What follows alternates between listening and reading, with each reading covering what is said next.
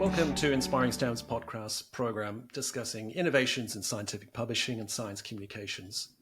Our guests are key opinion leaders in organizations working to advance and quite often to disrupt the status quo.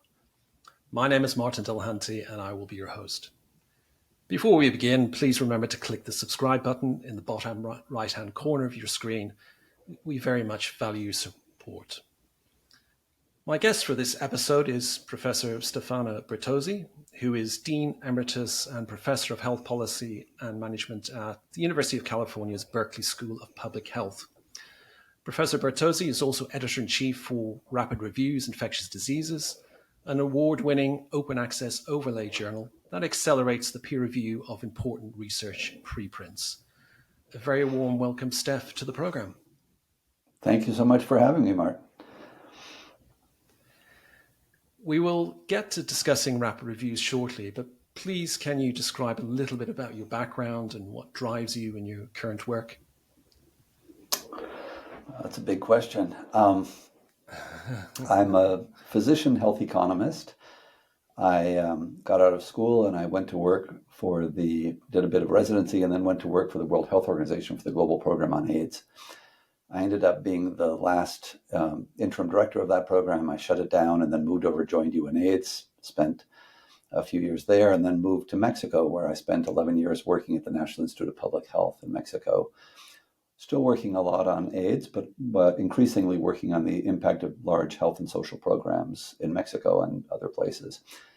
And then I was recruited by the Gates Foundation to run the HIV program and for a while the TB program at the Gates Foundation. And then, as you mentioned, I was recruited by Berkeley to come down and be dean, which I did for 5 years. And I've had 5 glorious years as a professor at Berkeley since then. And unfortunately marred by COVID, but that created an opportunity when the MIT Press approached me about the possibility of editing something that they called an overlay journal. I'd never heard of an overlay journal. So the first thing I had to do was ask, what the hell is that? And then I agreed to do it, and it's been a great ride since we started. Open access publishing has seen extraordinary growth over the last 10 years, and more recently, as you mentioned, COVID-19 exposed the absolute need for open science and free access to scientific knowledge. And the amount of open access content depends on how you define it. But for example, Digital Sciences Dimensions database reports that for biomedical and clinical sciences, 52% now of all research articles published in 2022 were paid for open access, with a further 14% open access in some formats. What is your view on the current state of open access globally and in the US, especially with the White House's Office of Science and Technology Policy? Well, Martin, I'm going to draw an important distinction, I think, between what is open access to the published literature and what is a different kind of mini revolution, and that is preprinting. So the physical sciences, the physics in particular, were the pioneers in this area, and they've been doing it for decades, where they have a server. In their case, it started with arXiv, where authors could post their manuscripts before they were peer-reviewed and published in the published academic literature. That came very late to the biomedical sciences. In fact, when I was in training, and I'm sure you'll remember, the biomedical journals would refuse to even look at a manuscript that had been shared broadly. Since I have this sort of dual biology and economics background, it was always this contradiction, because the economists, things like the National Bureau of Economic Research have the equivalent of a preprint server where they publish working papers. And it often takes a very long time for an economics paper to make the rounds of conferences and be commented on by peers, and finally is sort of in shape to be published, and then will be published by one of the economics journals. That's the opposite historically in the biomedical literature. So I think it's fabulous that we now have almost all of the biomedical journals accepting submissions of manuscripts that have been previously shared in a different format, perhaps on a preprint server. And I really, I was joking with some colleagues the other day about why is it that in some areas innovation just takes off, right? And I don't know what it feels like to you, but to me it feels like Uber was created one day, and a year later you could get an Uber almost anywhere in the world. I mean, you could land in Abuja in Nigeria and take an Uber to your hotel, and the same thing in Cuernavaca, Mexico, and not to mention anywhere in the US. And it happened so ridiculously fast. And yet preprinting, this obviously wonderful idea, is still about 10% of published manuscripts, at least in the institutions that I've been dealing with. And I find that remarkable because I hear all kinds of reasons why not. So one of the reasons why not is that faculty are afraid that if I preprint, I'm somehow going to get scooped. And I'm like, no, the opposite is true. If you submit to a journal, it could take months till that paper is published. You might have to go to 3 more journals when they reject you. And in the meanwhile, somebody else could publish similar work and you could get scooped.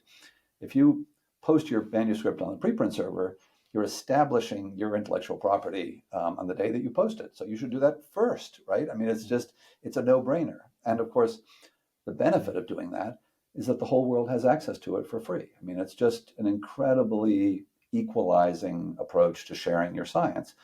Now, the downside of it and what led to our being created was the fact that you post something on a preprint server and it isn't validated by your peers, right? So that anybody can post something on the preprint server and sometimes it will be wrong. And not only will it be discovered to be wrong, as sometimes happens in the published literature years later, even the mistakes that could have been caught by a peer reviewing the manuscript won't be caught. And therefore, the risk is that people might take action on the basis of that manuscript. For example, changing clinical practice and how they treat patients. For example, changing public health policy. We started in the middle of COVID, so those two were very much front and center. And there were some misleading or erroneous manuscripts posted on preprint servers that got a lot of attention and that people changed policies on the basis of. And that's important. So when MIT approached us, they were interested in not only validating good science on preprint servers, but also the possibility of debunking bad science. And this is, I think, really quite different than what happens or what was happening in the academic publishing world, because journals don't ever say anything about the bad science that's submitted to them, right? It just gets rejected. The outside world never hears about it. And they certainly don't publish the reviews. In fact, most of the time, if it's clearly bad science, they won't even review the paper. But we had examples of manuscripts that were published on pre-review on one of the preprint servers, on medRxiv or bioRxiv, that were then paid attention to by the news media, for example, and apparently were influencing policy. And so we decided in those cases that we would peer review even science that we thought was not up to snuff, precisely to get experts in the field to say what they thought of it and help to decrease the negative impact it might have on policy. Yeah, it does. It seems extraordinary that it takes something as dramatic and consequential as the pandemic and COVID-19 to flip the model, to make that paradigm shift, where archive has been around for over 20 years, and within the physics and mathematics community, it's just entirely accepted that you publish a preprint to advance your work, your career, and actually it's almost secondary to publish in the journal, whereas the converse has been true for the clinical biomedical sciences. And of course, then the question is, well, if we can do what we were able to do, particularly with the mRNA vaccine, supported by preprints and the wealth of global researchers viewing immediate research, progressing that very quickly. Why cannot we do that for other disease areas? Well, I think that we need to have concerted effort and pressure. I mean, when I see something like that, it reminds me of how fundamentally conservative the academy is. We like to think that we're at the cutting edge of knowledge, but we're not at the cutting edge of behavior. And this is a clear example of a win-win. In fact, what I would like to be much more part of the discourse. There isn't a university in the world, there certainly isn't a university in this country that isn't concerned about equity and inclusion, right? And if you're concerned about equity and inclusion in science, then you should be committed to 100% preprinting policy. Because by not preprinting, you're denying access to the scientific material that comes out of your university. And so, I feel very strongly that we now have a mechanism. It's not a mechanism that is yet independently financially sustainable. These preprint servers are supported by philanthropy and string and sealing wax, but it's effective, right? And fortunately, the cost of maintaining large databases like that has come down considerably. And fortunately, some important philanthropists have chosen to support these efforts. But it's incredibly equalizing. The fact that I remember I was working in Kinshasa in what was then Zaire, now the Democratic Republic of Congo. And it felt like while I was there, the internet happened, right? And so suddenly I went from being thousands of miles away from the Harvard Medical Library to having the Harvard Medical Library on my desk in Kinshasa, right? And it was just magical. Well, that the ability to give access to the latest scientific information, now that we have those, internet connections, means that if somebody across the bay at UCSF posts a new manuscript on a preprint server in Kinshasa that afternoon, they have access to it. And the other thing that was really kind of interesting for me in this process of learning, by the way, I never defined an overlay journal. An overlay journal is a journal that publishes peer reviews of manuscripts. We don't publish the actual manuscripts. Now, when we originally were created, I thought that we would do both. But I realized that, especially in COVID, it would take us years to get indexed, and by then, hopefully, COVID would be behind us, and that we would be much better off serving as a conduit to the journals by publishing peer reviews that journals could then use to short circuit their peer review process and get articles published more quickly, and also use it to make better decisions about whether to even review a paper or not, because they've got the reviews that are already in the public domain. What we do is a little bit different than a review for a journal, because we're not asking our reviewers to comment on whether this manuscript should be published in our journal, right? That is, in some ways, the sort of last question and the critical question that a reviewer is asked by a journal. We're asking the peer reviewers to comment on whether the results and the conclusions that are in the manuscript are supported by the data and the analyses in the paper in its current form. So the other thing that we're not asking the reviewers is to tell the authors what they need to do to make this paper publishable in X journal, right? Which, if you were you're reviewing for a journal and you didn't recommend rejection and you didn't recommend immediate acceptance, you would probably give a series of suggestions about what the authors could do, which would make this manuscript acceptable. And we're really interested in how valid is it in its current form, right? Because we're concerned that somebody might choose to use it in its current form with its conclusions, and should they believe those results? Well, it turns out that the availability of those reviews is not most useful to people who are exactly in that field, because they have their own judgment. They have the scientific expertise to judge the quality of that manuscript. Where we're most useful is to people who are in adjacent science, right? Who might want to use the results of that manuscript to inform what they do in a related or adjacent area, but they don't have themselves. They don't have the deep expertise to be able to judge the quality of what the methodologies were used in that paper, for example. And the same thing, of course, is true for manuscripts that have public policy or clinical or other research funding implications, because that means that they can benefit from people who do have expertise in the particular topic. And so what has the reaction been from the authors that you're curating and filtering and publishing in the overlay journal, and the wider community? A real mix, sometimes it just makes me smile. So the other organizations that are doing reviews of preprints, for the most part, are doing it at the invitation of an author, right? So, for example, Review Commons works with a number of journals, including eLife and the EMBO journals. Authors can submit a manuscript to Review Commons, ask Review Commons to review it, and then on the basis of those reviews, they may choose to forward the manuscript on to one of the journals that collaborates with Review Commons, right?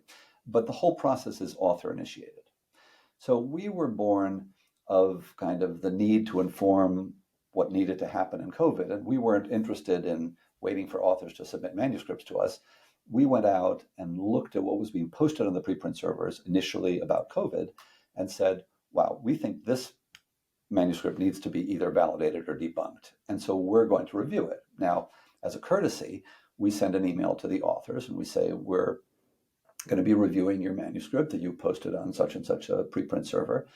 And we invite you to suggest potential peer reviewers if you'd like, and maybe even more importantly, invite you to suggest people that you would ask us to not invite as peer reviewers, because there may be people who have a conflict of interest or who with whom you've had problems and would not have faith in their ability to be independent peer reviewers. The truth is, we almost never get anybody saying anything, but we do that courtesy. Now, occasionally, an author will be upset by the fact that we're doing this and tell us to stop. And we politely respond that we weren't actually asking permission. They've posted their manuscript on a public preprint server, and therefore anybody can choose to review it, us or anybody else. But that's only happened less than a handful of times. I mean, although I have to say that a couple of people have gotten quite exercised about it, feeling that we were somehow jeopardizing their ability to be published. The much more common response is, oh, you guys were so helpful. We hadn't submitted to a journal yet. We modified. I mean, I met with somebody the other day who I had no idea that we had reviewed his paper. And he said, early on in COVID, you reviewed our paper, and we ended up taking into account the recommendations and actually dividing them into two papers, and they've both since been published, and it was incredibly helpful. So we've gotten, it's more likely that we get positive feedback from authors than negative. And we've also gotten some positive feedback from journals. But one of the things we're really working on now is to kind of streamline that pipeline.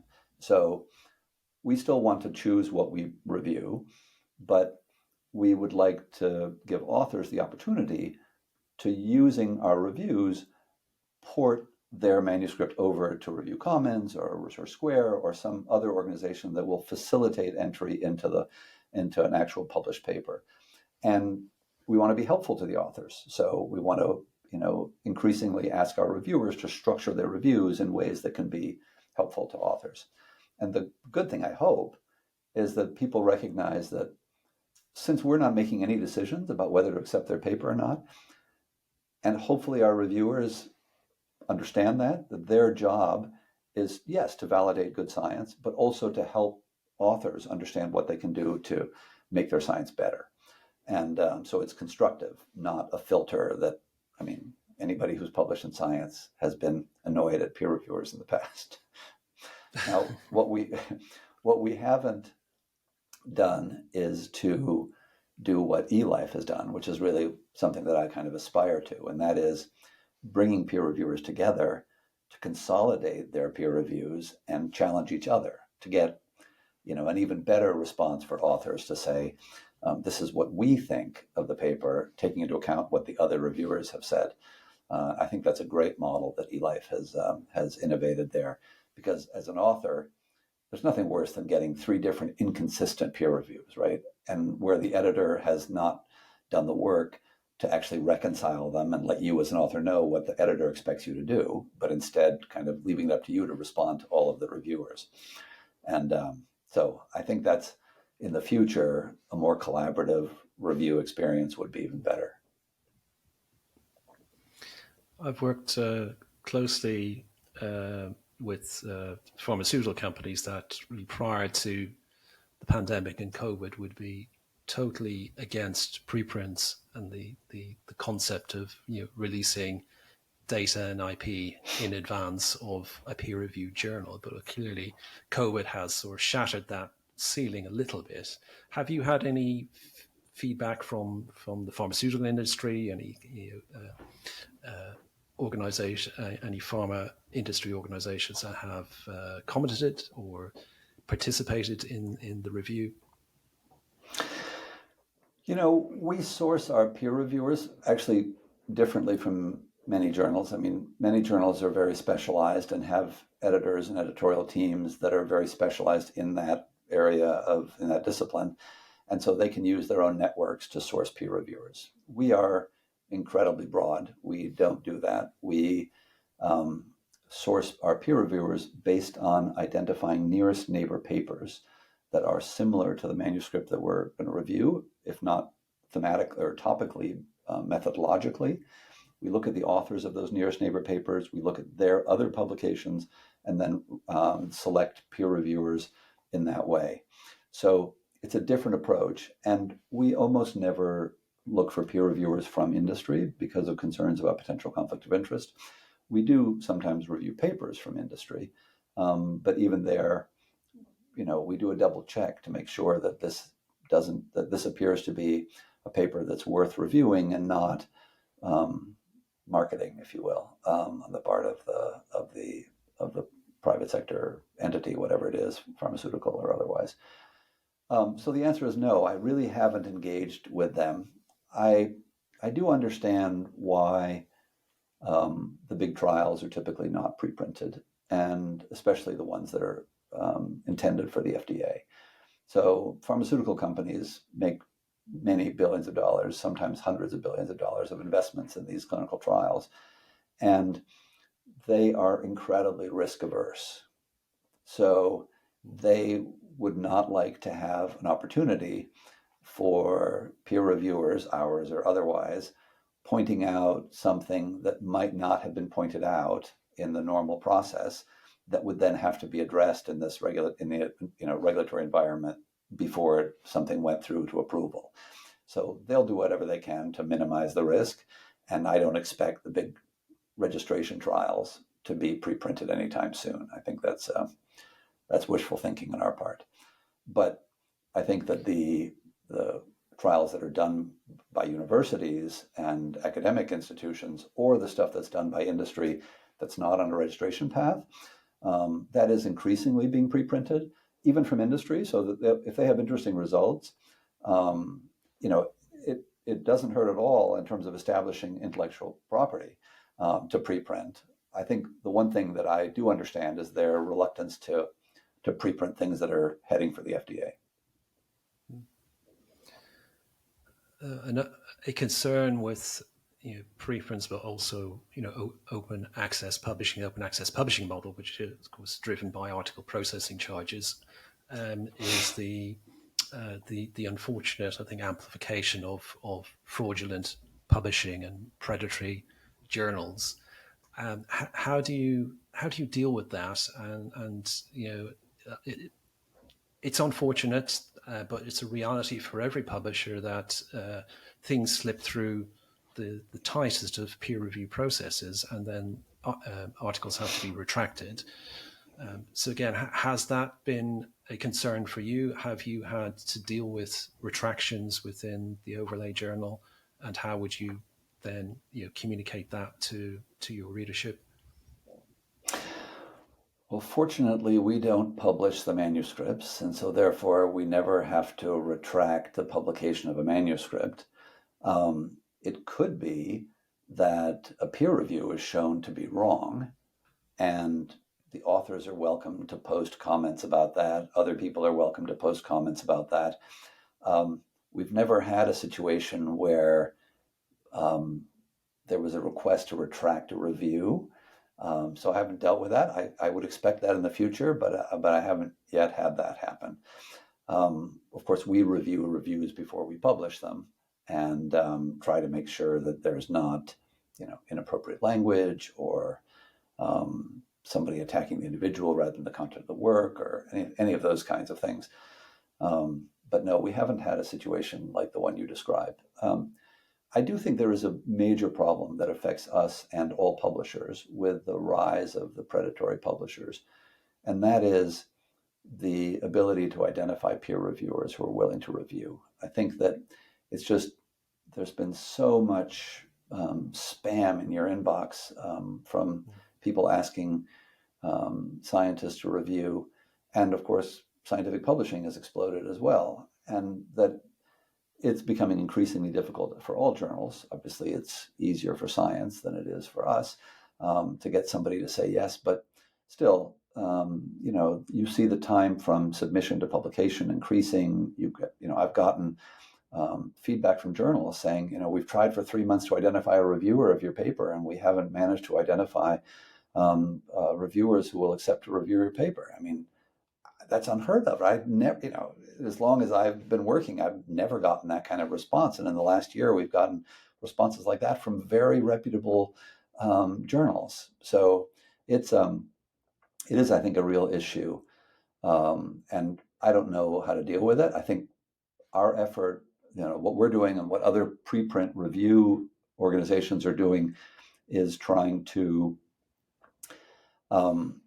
reduce the number of duplicate peer reviews that are done of a manuscript to decrease the overall burden on the peer reviewers. So, for example, our editorial board, one of our editorial board members was asked to review a manuscript by a journal. They reviewed the manuscript, said it shouldn't be published, it wasn't of good quality, and then a couple of weeks later, they were asked by a second journal to review the same manuscript. They reviewed the manuscript, said that didn't think it was of quality to be published, submitted the review. And a few weeks later, they were asked by a third journal to review the same manuscript. So finally, the manuscript appeared as published by a fourth journal that had not approached them to review the paper. But it just, for me, illustrates perfectly how extraordinarily inefficient our process is, because rather than a new journal benefiting from open peer review and addressing the concerns, you have, let's say that each of those required 3 peer reviews. So for a total of 12 different people doing peer review of a manuscript, and the last 3 not benefiting from the constructive criticism of the previous 9. So I think by having open peer review on preprints that are then taken into account by journals, whatever additional peer review they do, is a way of reducing the burden on peer reviewers. And I think that's in terms of us, the biggest problem with this explosion of predatory publishing is all of these requests for peer reviews. And if we were here, Steph, this time last year, we wouldn't be talking about ChatGPT, but I failed to have a guest on where I don't ask whether you are or you're considering using any AI tools in the processes for rapid reviews. Well, it's been feeding me all my responses to your question, if that's what you're wondering. Not really, but yeah, I mean, I gave an exam to my class last night, and before I gave them the exam, I asked GPT-4 what it thought of the questions, and I had essentially a perfect score. So really, ChatGPT is just a huge change. I mean, in my own life, I feel it beats having internet in Kinshasa in terms of how transformational it is. And I think we are all, well, some people are ignoring it. Others are using it constantly. I do. And I find it transformative. I mean, having it help you write code is like having your own personal tutor standing next to you. I read a manuscript and I don't understand a concept. I asked ChatGPT to explain it to me. I mean, it is extraordinary, and I think can transform education in a positive way at the same time as it really challenges faculty to know how to use it for assessment and evaluation of what students have learned. So anyway, in the publishing world, let me just broaden it a tiny bit to artificial intelligence and not just the use of ChatGPT. So from the very beginning, when we were created, we partnered with an initiative up at the Lawrence Berkeley National Lab up the hill from us at Berkeley that was working on natural language processing to classify and identify COVID-related literature that was coming out both on preprint servers and in the published literature, and creating essentially a real-time COVID library that was constantly being updated because this natural language processing was looking at all the things that were published and deciding whether they were COVID-related or not. So we partnered with them, and we are extremely broad. So we started just with COVID, but even continuing now with infectious diseases, we're open to any disciplinary approach that addresses something about infectious diseases. It could be from the humanities or social sciences, it could be public health, medicine, biological sciences, chemical sciences, engineering, mathematics, mathematical modeling. So we've had just, a really broad array of disciplines. And so what the AI did for us was to not only identify new preprints for us, but classify it into our 5 domains so that they would be channeled to the groups of students, graduate students and undergrads, who are helping us sift through these new preprints and identify the ones that are most important for us to review. And then more recently, we've worked with Alan AI to help us with reducing the probability of conflict of interest in our peer reviewers. So when we identify a peer reviewer, we want to know whether that person has previously published with any of the authors of the paper that we're reviewing. And AI is really good at that kind of thing. Now, AI is really, I mentioned earlier that what we use is nearest neighbor papers as a way to identify peer reviewers. Well, we don't go out and search for nearest neighbor papers. We ask the AI to find nearest neighbor papers for us. And if, for example, you go to PubMed and you look at a manuscript, you can see at the bottom of the entry what PubMed thinks are the nearest neighbor papers for that paper. And so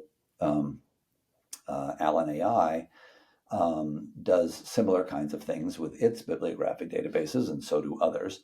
And so we've been in discussions with them because while we use this nearest neighbor approach, the problem with these nearest neighbor search engines is that they're really using title and abstract. And from a peer review perspective, what I really want is not title and abstract, which is more focused on the topic. I'm more interested in the methods that were used to do the analyses in the paper, whether they're laboratory methods or computer methods or whatever. And so working with these folks to try to get them to start using a different weighting in their AI algorithms. But of course, that requires them to have access to the manuscript, not just access to the abstract. And the databases are obviously much larger for abstracts than they are for full text. But this is, a rapidly changing area. I think it won't be very long until the AI can do a better job at identifying potential peer reviewers for a manuscript than people can. And certainly one that's more inclusive. So, you worked with journals, you know how editors work. They tend to find people in their networks, and they often look like them, like the two of us, old white guys who are hair challenged. Or whatever, right? So in the world of a fairer approach to identifying peer reviewers, it would be based on what the person's expertise is and what they published, and so AI can do a much better job of broadening that net, and of course making it global rather than in the networks of people who happen to be editing the top journals. Yeah, exactly. I think the obvious inequity within the peer review system, which we all know about. If AI can help us to break that and provide a more progressive approach to peer review that's more equitable, then that's very positive. It's great for you to share your experience beyond just ChatGPT. So we want to look at the broader AI-powered tools that can benefit publishing. And really, from my perspective, I'm working with organizations like the European Medical Writers Association, and we are just trying to keep ahead of every latest advancement in the tools that we are already finding that medical writers and medical communications agencies are already testing and using.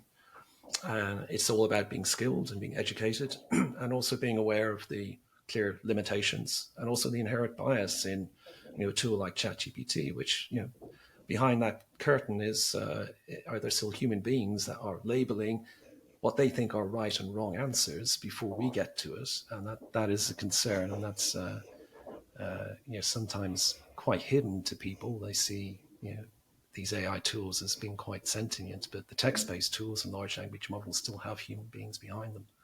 So, Of course. but I'm, I was just going to say, rapid reviews COVID-19, and then now rapid reviews infectious disease has been clearly very successful. Have you thought about expanding it to other areas within clinical biomedicine? yes, let me just mention one last thing about ChatGPT.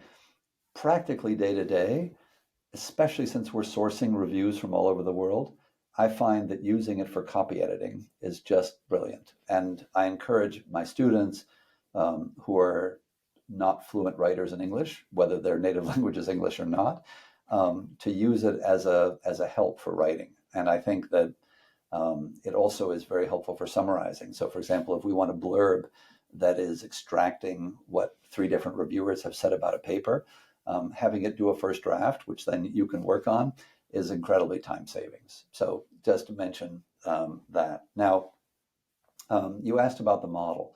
So we're really happy that the Gates Foundation decided to support our effort in in being even more inclusive. And what they've done is to give us financing so that we can start working with 12 universities in low and middle income countries and create professors and students at those universities who can be part of our editorial team that is both scouring the preprint servers, but also helping us use the procedure that I mentioned with the nearest neighbor papers, identifying peer reviewers, and then helping us with the mechanics of soliciting peer reviews. So we're really trying to globalize this effort initially in infectious diseases.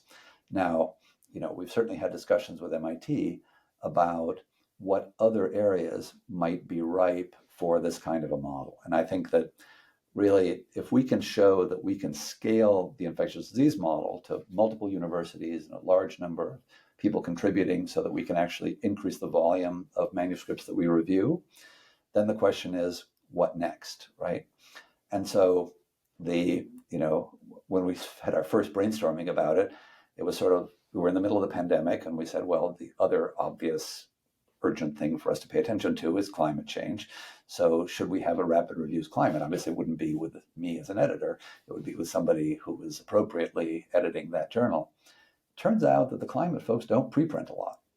And so that's really a prerequisite for a successful overlay journal, is a robust pipeline of preprinting. And so I hope that somebody's listening in that world and get your act together and start preprinting in the climate world, because we need all the things that were needed to speed up the COVID response and that preprinting helped do. We certainly need that in other domains. So I don't know what the next ones will be, but I think that clearly if we set up infrastructure with 12 universities, then and somebody decides that rapid reviews respiratory diseases or rapid reviews cancer or something else would make sense, then the infrastructure is there, and it wouldn't be that hard to add a new title using the same kind of infrastructure, which is really based on an enormous amount of work by students, which has the secondary benefit of being incredibly educational for them.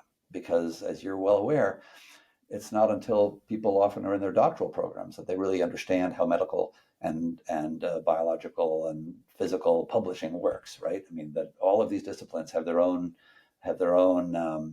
sort of mythology and procedures, but it's not something you learn early on in your career. And even when you're learning it as a doctoral student, let's say, that doesn't mean that you are expert at judging the quality of people's work. And so kind of in parallel with the students, what we do is we teach them how to assess the quality of the scientific literature. And I think that is hugely helpful for them. So we get work out of them, they get learning out of it. I think it's a win-win, and I'm really happy that we can share it with a bunch of universities around the world.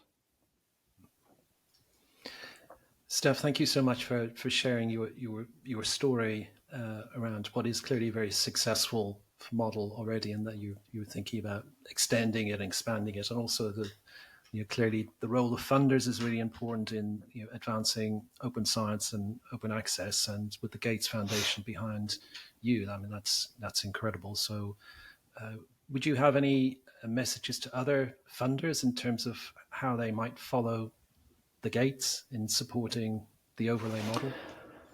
Well, it's certainly not just Gates. I mean, I think that the Chan Zuckerberg Initiative is the major engine behind bioRxiv and medRxiv, and I don't know the model for the other preprint servers, but we don't yet have a sustainable funding model to keep all of this working without the support of generous philanthropies. I think that we really need to work on that. The NIH should fund it, the European Commission should fund it, the Japanese should fund it, the Australians should fund it. I mean, this is a global effort. It's of global benefit. And the degree to which we're still, in a corral that's determined by a small number of very large corporate publishers that determines access to scientific information doesn't make any sense. And I think there's been real movement from funders like the NIH to encourage open publishing. My quick answer to people is, as long as you preprint it, I don't really care where you publish it, because people may not have access to the very last version of record, but they have access to the science. And so each of us who are in science have the opportunity to make sure that our work is accessible to the broader world, and it costs nothing. So, and I especially encourage my colleagues in resource-constrained settings to do that, because then they can potentially publish in a journal that is not open access, for which they don't have to pay an author's fee, but they can still make the work accessible by preprinting. And so I just feel that universities need to push preprinting. Funders, I mean, Gates does not yet require its grantees to preprint, but I hope they will get there soon. CZI doesn't either, but I hope they will get there soon. And the NIH should similarly be, promoting these kinds of very practical ways to increase access to the products of the science that's funded. That's a great call to action to finish our conversation, Steph. Thank you for sharing that. And thank you again for your insights into Rapid Reviews.